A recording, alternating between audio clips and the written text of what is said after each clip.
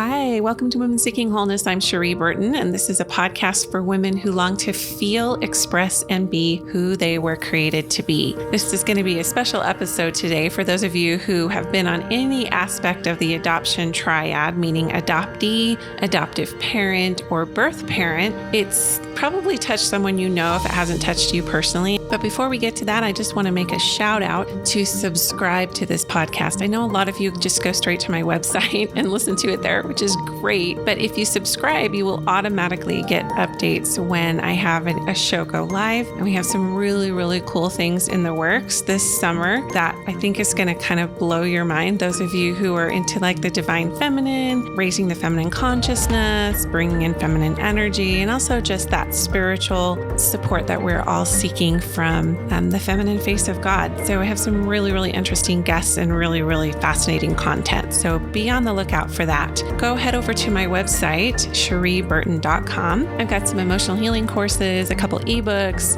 and just some fun resources to check out, a couple free downloads. What I'm really excited about is continuing our conversations in the Women Seeking Wholeness Facebook community. We are going to be able to explore in more depth some of these topics, especially as we go dive deeper into the feminine and we bring on these really powerful guests and authors who have really researched the sacred feminine and who live in various parts of the world and are from varying faith traditions. So that'll be really, really fascinating as we head into the summer. Now, April Fallon is someone who I've just recently gotten to know. She has a lot of depth to her. She has her own podcast called Adoption Now. I was blessed to be able to be a guest on her show and share my own adoption journey. She has adopted 4 children. She has a background in family counseling. And while she worked and lived in Africa for 3 years, she moved back to the US and decided to pursue a career in broadcasting. And she'll kind of share her journey with us. Really, her success professionally has come in working in TV and radio for over a decade. And then she met her husband, Noah, and they started on an adoption journey. She worked at CBS while she was adopting all of these children, and then kind of just decided to take a leap of faith and start talking about her adoption experience on air. Hello, everyone. Today I've got April Fallon on, and we connected through our mutual podcasting friend / producer because we have this shared passion with adoption. And a lot of you know my story with adoption. I'll kind of intersperse and inject kind of some of my experiences with adoption here as we discuss this with April. But April, why don't you share with us kind of how you got into doing what you're doing, and first of all, what you are doing and why it's meaningful to you? Yeah. Well, first of all, thank you so much for having me on the show. It means a lot to me, just because I know how hard podcasting is, and it's amazing that you're doing this. So I'm so happy for you. Oh, it's fun. It's really fun. It is fun. We got into adoption. I lived in Africa for 3 years prior to meeting my husband.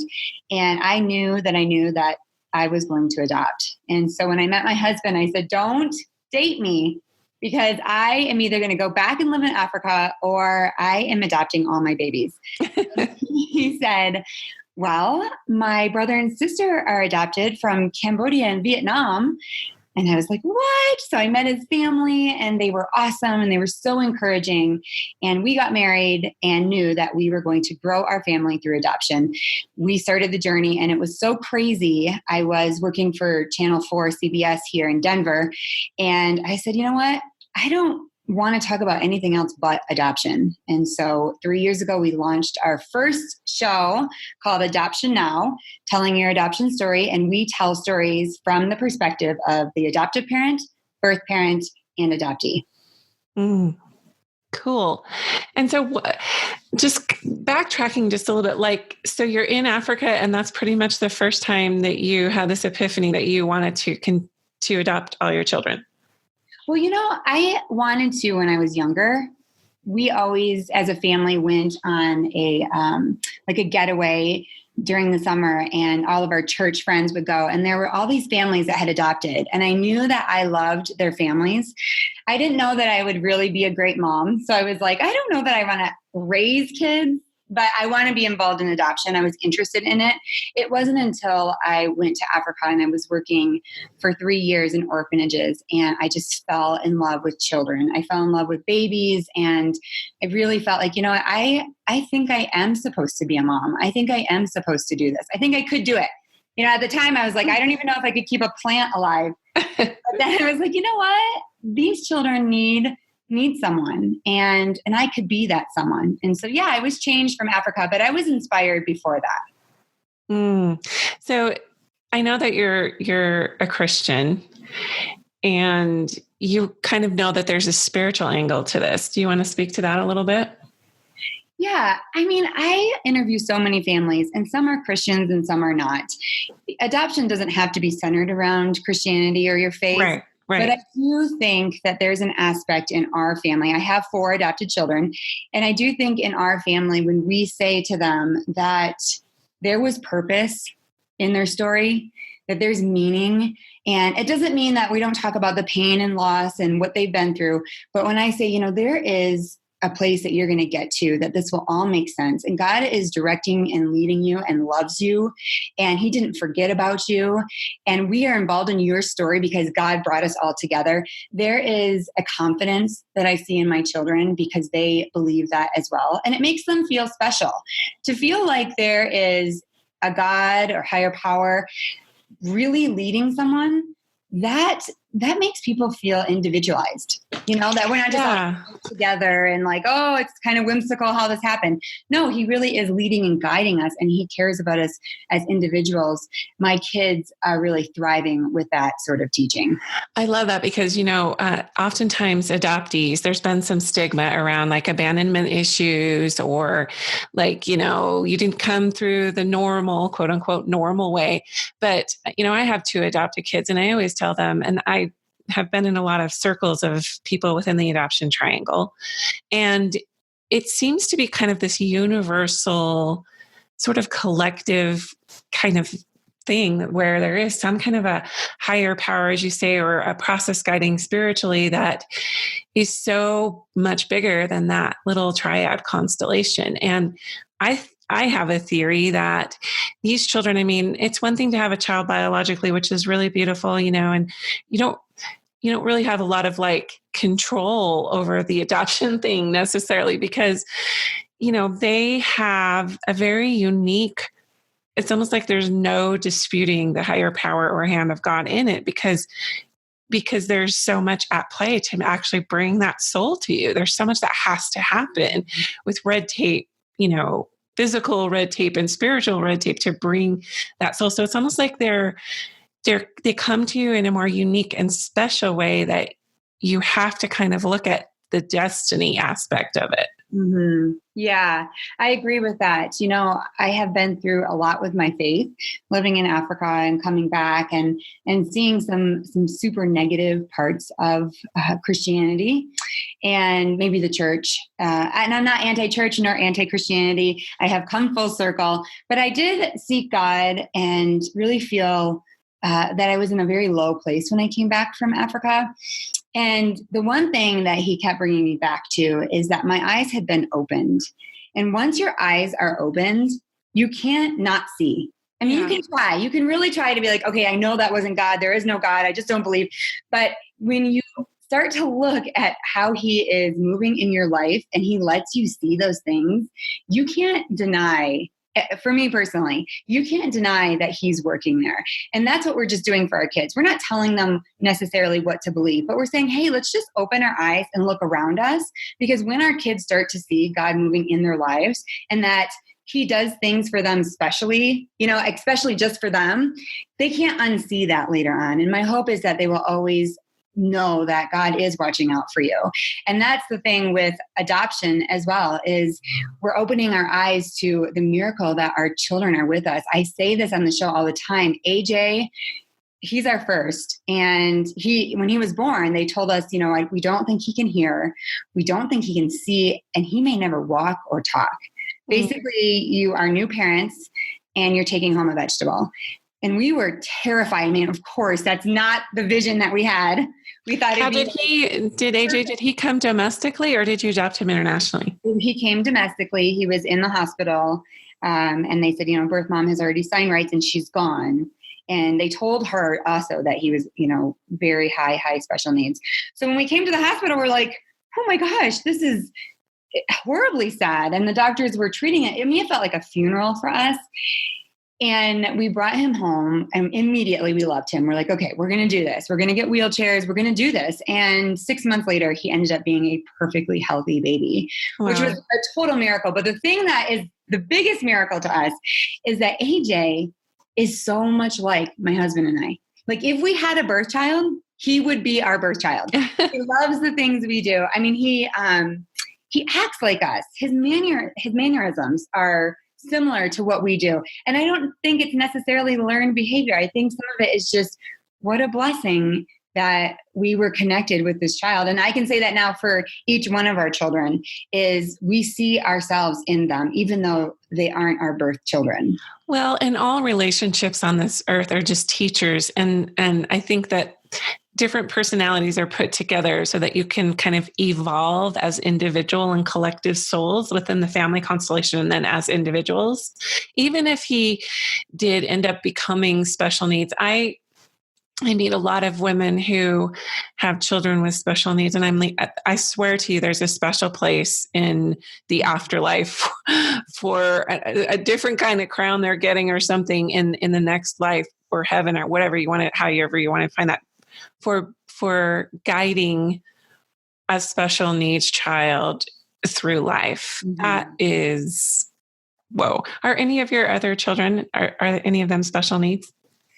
So I just want to say, yes, I agree with that. And if AJ would have been special needs, we would have been in it to win it. I mean, we loved this little boy. You guys were right there. You were ready to go. And that's amazing. He had no promises. And so the fact that he came out of that with a different outcome was a miracle, but we were ready to say, okay, that situation made us stronger for the next adoption. And Lily is doing awesome, but she was born addicted. She had been exposed to drugs. And so we detoxed with her in the hospital for 2 weeks and then at our home for 6 months. And we did not know with her either how that was going to play out. Now, she does have some sensory issues and she does have a wandering eye, which also causes her to have some learning issues.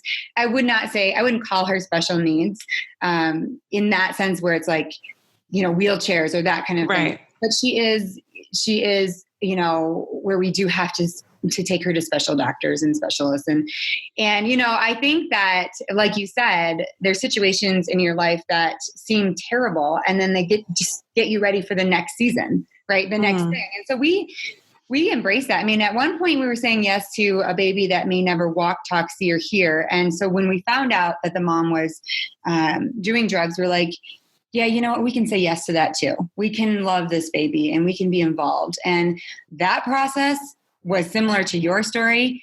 It was crazy. You jump into the drug world, you jump into this messy, painful life with these birth parents. And it teaches you a lot, which then got us prepared for the next situation. I see it as precept upon precept, one thing upon another. Grace for grace. Yeah. Okay. So how old is AJ now and how old is Lily? So AJ is 8 and Lily is 5. They still like you. They're at those ages where they like you. Yes, they're not yet. I know. And I'm in that delusional place where I feel like, well, of course they're going to always like me. They're going to be the best. They might. Okay, I want to talk about your other 2 children, but let's just backtrack a little bit because you had mentioned, oftentimes because adoption is just not like you birthing a child, fresh from, my womb. Yeah, exactly. Yeah. Like you also kind of adopt their situation in at least even energetically. Both of my adoptions, I got close to the birth moms. Eli's birth mother and I are still really close, and she's a really big part of his life. Emma's birth mother kind of got a little precarious because I was supposed to kind of adopt her at birth, and then birth mom went a different direction and went, Emma went into foster care when she was a baby, a newborn, 3 weeks old. Anyway, so I inched my way back into her life because I knew this was my child. And so several court hearings later, I got her at 4 months old. But prior to that time, and even during her pregnancy, Emma's birth mom's pregnancy, I was thrown into kind of the underbelly of broken homes, is what I call it, where I was in children's shelters to see her. I was with very precarious characters, if you will, whose lifestyles were, quite frankly, very dangerous. Not the birth father, but the boyfriend of Emma's birth mom did not like me, did not want me around, and was very threatening. Did you ever have to, I look at Emma's whole, from the time I met her birth mother, when her birth mother was 4, carrying her at 4 months, all the way up through when we actually adopted her when she was about 13, 14 months old. I look at that as probably, my real exposure to the other side of life. I felt like I have kind of been sheltered. And I developed a whole new appreciation for children in the foster system, children that have these really kind of, broken, kind of like almost no hope from the beginning. And that would have been Lily's fate, your daughter's fate, had you not come in and adopted her. But did you kind of alluded to that a little bit with her, but were all of your children just straight adopt at birth, or did you have to kind of fight for them to a degree to get them in your home? Well, we said yes to 7 infant placements. So we were fighting for children almost every year continually. And we finalized on 4. So yes, we had moments where we were trying to get kids from the foster care system. We had birth mothers change their mind, and we lost instantly, $7,000. And people lose way more than that. But we got into the messy. I like that you said that. Yes, there was a sense of brokenness that I was learning about adoption. And I didn't know that before, because when I thought about adoption before, I had been working with orphans. So they were already had no parents. There wasn't a connection in Africa to their parents where they're trying to bring the parents back. It was just kids in orphanages that needed homes. And that's how I saw it. Mm-hmm. You come in, you pick up your child, the child hugs you and says, thank you for adopting me, or, and you go to your merry house and everything's perfect. I had no idea what the foster care system was like here.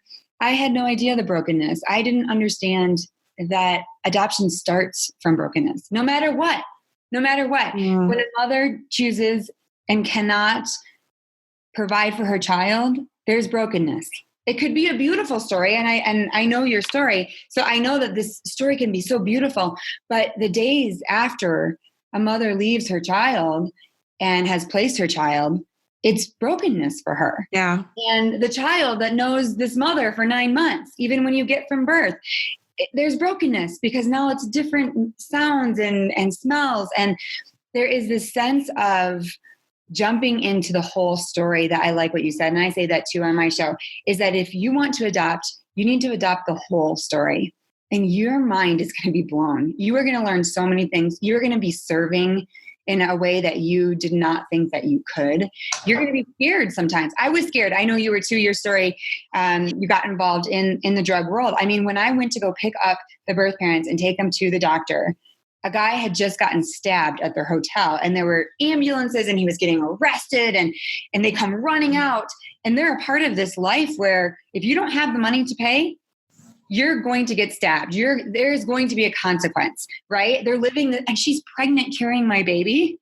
And I'm watching her. I remember at the time she was drinking so much coffee. Now coffee is like the least of my problems when I see it come to that. But at the time, I'm like, no, stop drinking coffee.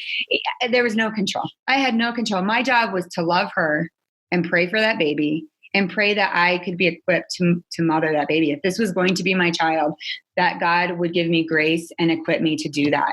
And you had that confidence, right? Like you knew, you had a knowing around that. Like you could have gone through anything because you just knew. Well, I will be really honest with you. People were saying to me, follow the peace. The peace of God will precede you. And I thought that meant that I would feel okay. I would feel good. I would feel peace. And I did not. The feeling of peace was not there. And even my own family was like, if you don't feel it, don't do it. And I learned afterwards that feeling peace is not what you're following. You're following peace about the situation and peace about, can I do it? Like I knew I could do it, but I felt around me was complete chaos.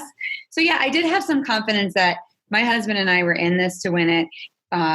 We knew that we had been presented the situation. We were already $10,000 in. The lawyer at the time was extorting money from us and stealing it and not giving it to her. She was getting no health care. We had no idea. We were in it. And to walk away, do you want to just hear I don't even know if we have time, but I have a very cool story about Lily. I tell parents, look for the signs. When you're on this journey, look for the sign. Like we said, ask God to open your eyes, because when he does, you can't unsee it. And we're looking for signs, right? We're like, God, please show us that we're supposed to be doing this, because it got really bad. The mom had gone in for emergency surgery. They thought she was going to die. We were trying to save baby Lily. It was crazy. And at that time, the birth dad said, I changed my mind. I want to raise this baby, because if she dies, Lily is all I have. And we were like, oh my gosh, like we have been through a lot in the last month. You know what? If he wants to raise this baby, we knew the baby would go straight to foster care. But if he wanted to continue to work to get the baby back, what were we doing here? We might as well go home. So I get in the car and I said, no, I want to go home. We have a 3-year-old little boy, a family waiting for us in Colorado because we were in Florida. Let's just go home. I'm so tired. We were driving down the road. We knew we were going to name her Lily, right? We had already agreed to that. We're driving down the road to the airport, and we look and see this billboard, and it said, open your heart to Lily. No. I am not kidding you. We got chills. I started crying, and I'm like, turn the car around. And we went back to the hospital, and it was days of fighting and days of confusion, but I had that sign. And I encourage parents, even parents who are not adopting and you're going through a hard time, look for God to show you a sign that you're on the right path. You can ask for that and not be considered like an evil sign seeker, because both of my kids came through in different numbers. I know that sounds weird, but like heaven came through numbers in patterns of number, like the number 2 with Eli. And I'll just inject really quick a story with your billboard that's very similar. Eli, I named him Elijah way before he was born, like at least 5 years before he was born. And when his birth mom was carrying him, prior to her knowing that we were the ones, because I was her life coach, I had been her life coach in the past and I knew her personally. My older son, first of all, the number 2, it kept showing up, like my phone would ding on the number 2 and all these things with the number 2. And I'm like, what's going on here? And one day my junior high school son came home with a book from the library. He goes, Mom, I can't believe that somebody wrote along the spine of this library book. And I look at it and it said, Eli B, our last name is Burton, number 2, like the number sign and then the number 2. And I got chills through my whole body. I was like, whoever that kid was in junior high that wrote on the spine of that book, like, thank you. That was my message. Like, hang in there. So I totally believe in that without getting weird. I think God really does put these signs and the next steps are always there. And, even with the next 2 that we adopted, it was a miracle. Everything that we went through with Lily took us into the next 2 adoptions. So tell me about those. What happened? So in the process of adopting Lily, I really fell in love with her birth parents. Strangely, a miracle. I would say it was miraculous, because what these 2 put us through, you would not think that love would be the end result. But I realized that they were 2 very broken people that were coping in ways that they knew how. that they had seen in their families, and they were just a product of their upbringing. And my husband and I decided we weren't just adopting Lily, we were adopting them too. And they told us, well, the birth dad said, you love us more than our parents love us. Like, you have done more for us in these last few months, in this last year, because we stayed with an open adoption for the first year, and encouraged us and not judged us. And that was my role. That was my job. So that mother changed my life. So when I was matched to the next pregnancy, I had a love for birth mothers because of Lily's mom. And I was able to go into the story, this next story, with that sort of love. I don't care what you put me through, I'm going to love you type thing. What was funny is that birth mom didn't like me. She liked Noah. I'm like, hey, I'm the one who's all ready to love you, and you love my husband. But she did. She connected to Noah. And I think what she really wanted is for her children to have a father that she did not have. And so she just really wanted her babies to be with Noah and I, but primarily because, she wanted a father like Noah. So he stepped in and he started, connecting with her and talking to her and trying to see, like, when are you due? And she was due really quickly. And so we flew out, we met her, we went back, we paid the fees that you have to pay the lawyer. And she gave birth on December 27th. And or it might have been the 28th, but we had baby Lily, we had AJ, and it was I think Lily was 5 months. We go to get on the plane and we're waiting at the airport, bags are gone. And she says, oh my gosh, the birth dad just showed up at the hospital and he took the baby. There was nothing I could do. I didn't get him to sign the paperwork early, which you can do in Florida. And he took the baby. And she was crying because she's like, I don't even want the baby. So then I'm crying because I'm like, it's even worse now because the mom doesn't even want the baby. Like that feeling of when a mom changes her mind, it's her right to change her mind. And you want the mother to be able to raise the baby, no matter how painful it is. But in this case, she didn't even want the baby. So we're just a wreck. We're crying. In the midst of that, we get another call about a foster care situation. So we took that baby. He ended up going to another family. So fast forward, we still just loved her. We're like, how is the baby? We check in with her. She talked to us. When she got pregnant again, she called us and said, this is your baby. Wow. We said, oh gosh, I don't know if we can do this again. And she said, no, I'm going to have all the paperwork done early. She did all the paperwork. And so we did adopt that next baby. But the greatest thing she gave me is, I think because we just stayed very neutral with her. We never said, like, I can't believe we lost all this money. We never did that. We just stayed friends with her. I showed up to the hospital. She gave birth to a 4-pound, 11-ounce baby. Oh. And they went to hand the baby to her. Girl or boy? A little girl. We named her Vivi. And they went to hand baby Vivi to her. And she said, I'm not the mom. And the nurse is all confused. And she said, that's the mom. And they handed that newborn baby. She let me hold the baby first, which was, that's a gift. That is amazing. And here I am, I'm like bawling, and I could not thank her enough. Thank you for you didn't have to do that. I'm a spectator here until you're ready. And she made me the mom right away. And so I bonded with that baby. She held the baby one time for a picture, and she said, I want you to bond. That's so uncommon. So uncommon. And so we just started this relationship with her, and we have an open adoption. She has other children at home. So we keep in touch with her, with the family. But then she got pregnant again. And people who listen to our podcast, we were doing the podcast. So everybody followed us in real time of that adoption and what it was like and how much money. It ended up costing us so much money, even though it was designated, just because of lawyer fees and, home study fees. But we brought home baby Malia exactly 2 years and 4 days apart from Vivi.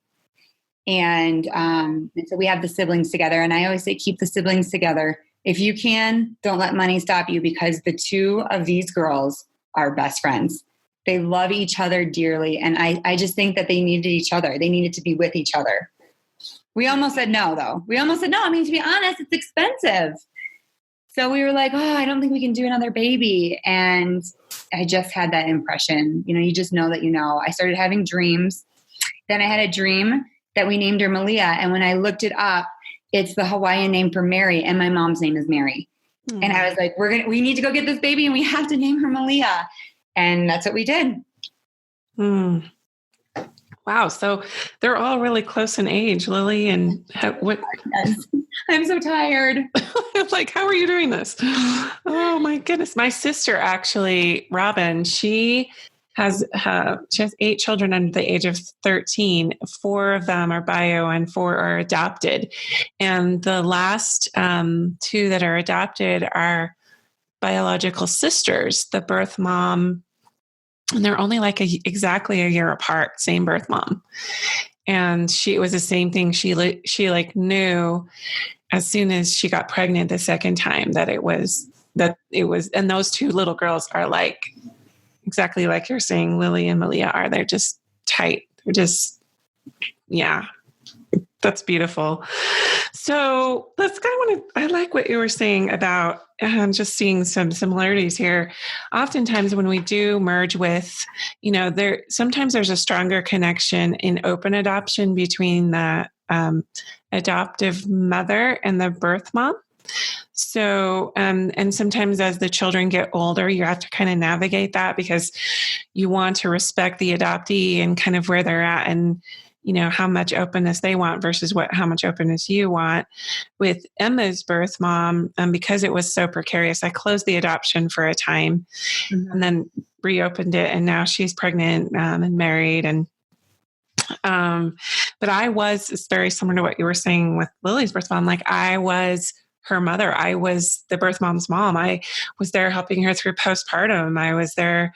I remember being in that little apartment and warming towels on the stove to put as hot compresses over her breast because she was having mastitis and all of these things, like she's like, you're like my mom. I'm like, oh my gosh, this kid is old enough to be my grandchild. But it was like, whoa. And even now both of these birth moms look to me as a mother figure. And because I'm also a birth mom and placed a baby for adoption, which I'm going to devote a whole episode to that.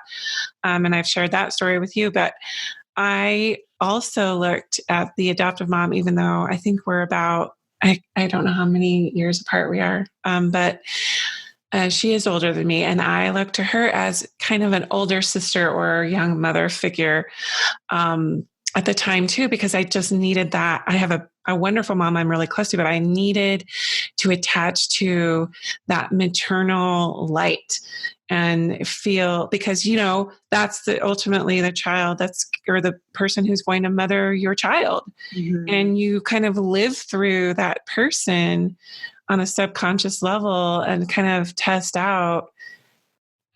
them honestly, because they're on trial. Mm-hmm. to mother your child. And so okay, so let's kind of pull this together, because I know you said you were a reporter, right? You worked for a news station. Yeah, so I did advertising and TV interviews.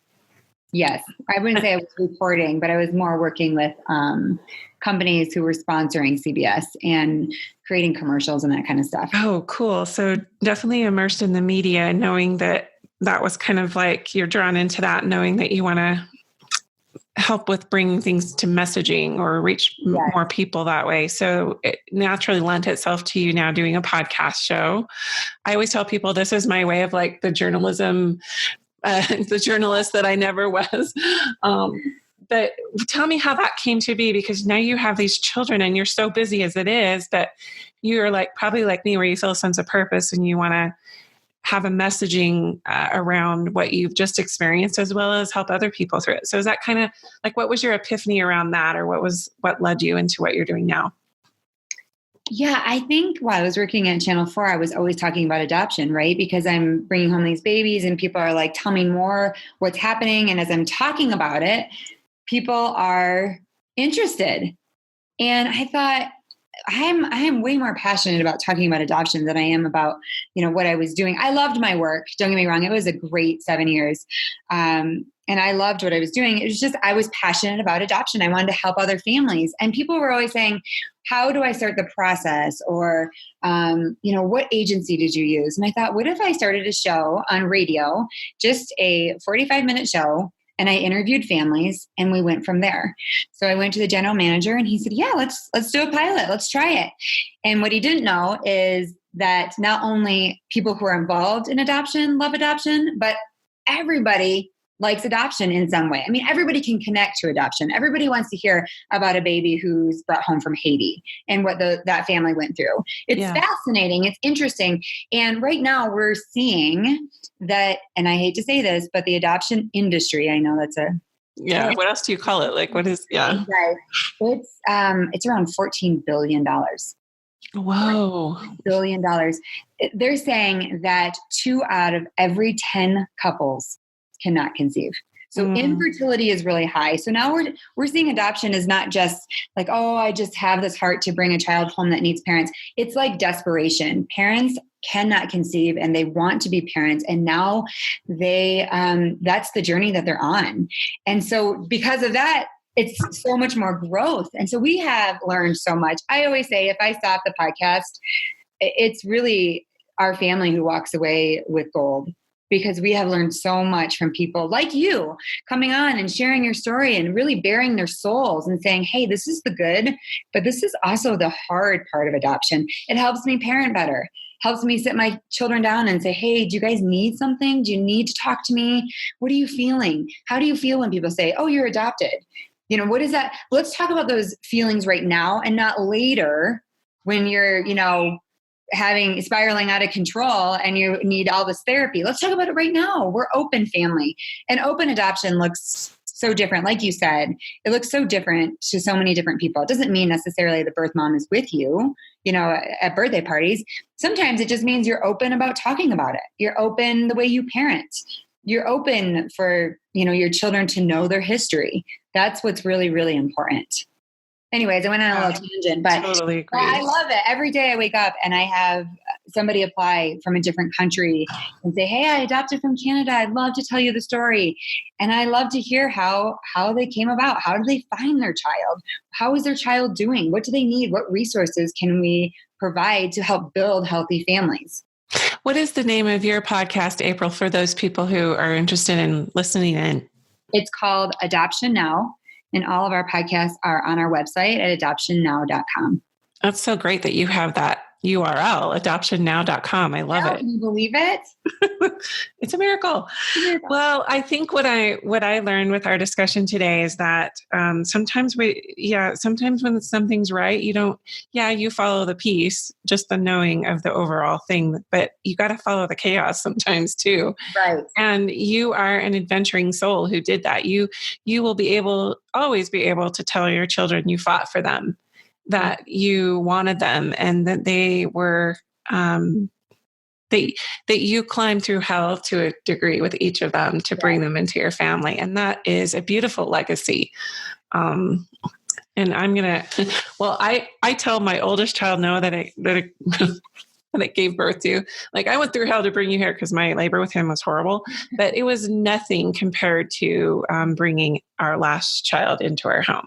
She, in so many levels and layers, and she's 4 now, but she'll say things to me like, Mommy, tell me that story when I was in the bad building and you had to go get me.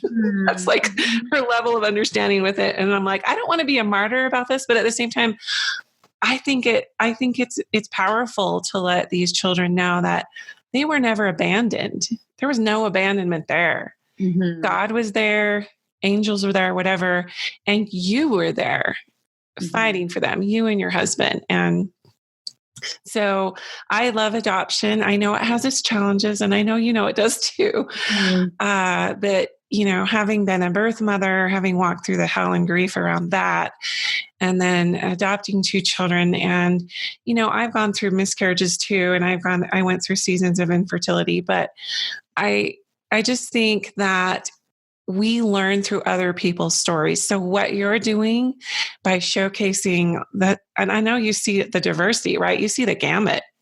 Right. Oh, there's no 2 stories alike. No, but I do see that there is a silver lining weaving everybody's story together. I do see that a lot. And I see the resounding theme for most stories is love. It's love. everybody's just trying to do the best they can in the brokenness that they are in. And honestly, seeing what I experienced through adoption only showed me my own brokenness. We're all broken, and we all have a part of us who wants somebody to stand up for us, right? Mm-hmm. We all have that piece of us that's like, I just need to know that I was chosen, that I was loved. And if I can provide that for children. And one thing I just want to say, by teaching your children, like what you said, by teaching your children their stories and how we fought for them, I believe that it gives them compassion early on. And I noticed that with my older two, they're constantly saying, Mom, look at that baby. If they see somebody is trying to adopt a baby, she needs a mom and dad. Should we go get them? They are thinking of other children who need parents too. I mean, if they had it, if they had it their way, we'd have so many kids, because they're thinking about that. What would it be like to not have parents? But they have parents. And I love that they're thinking in a way that's very real at a very small age. I think that we're opening the doors for them to experience helpful, real emotions. And we're not like you, I'm not like telling them terrible things, but like, I got you from a bad building, or there were some choices that were made that weren't great. I think that's real. I think that's the best way to raise your kids. Yeah. I think the more real and transparent and vulnerable we are, it is healthy. It's interesting when you have when you have children that are adopted from different birth families within one family, because one situation may be a little bit more healthy than the other.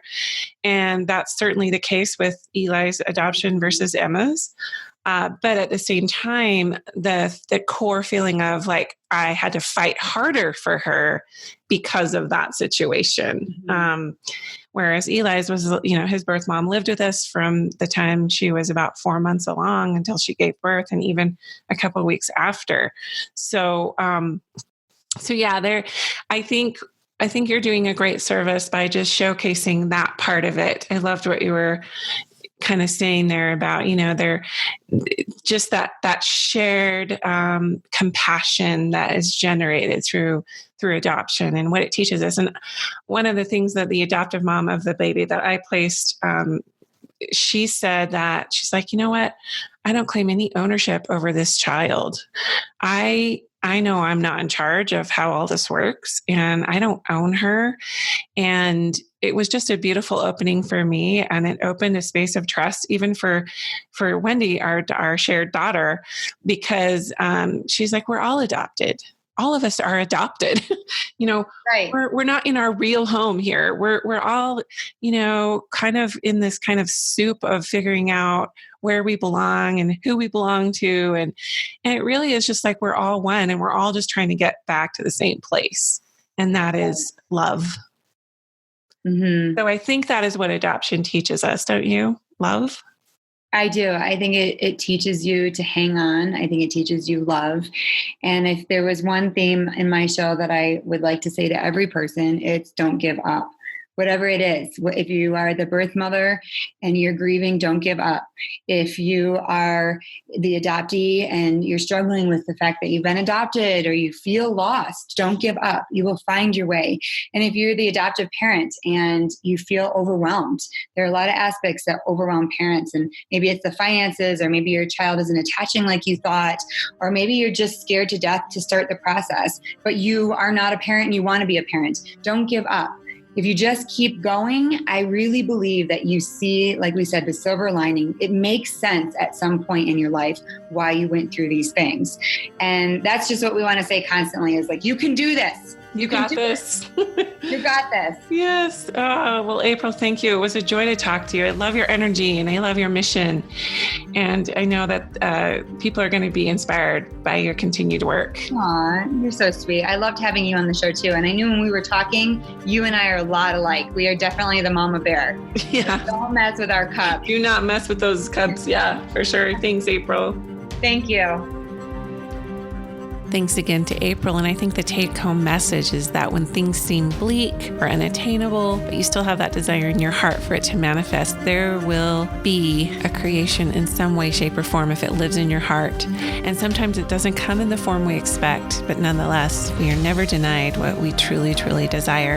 And that's what I love about God and His perfect plan. I love how she talked about just follow the peace. Isn't that beautiful? Follow the peace. Even in seeming chaos, there can be stations of peace along our journey that give us little markers and indicators to just keep trusting the process, because difficult roads often lead to the most beautiful destinations. Thank you for your listenership, and remember to subscribe to this podcast on iTunes, Spotify. There's so many platforms that we're on, so check us out on those. Make sure you stay tuned for some of our upcoming episodes, especially some of our series that we're continuing with the Divine Feminine. Have a lovely day, and we will see you next week.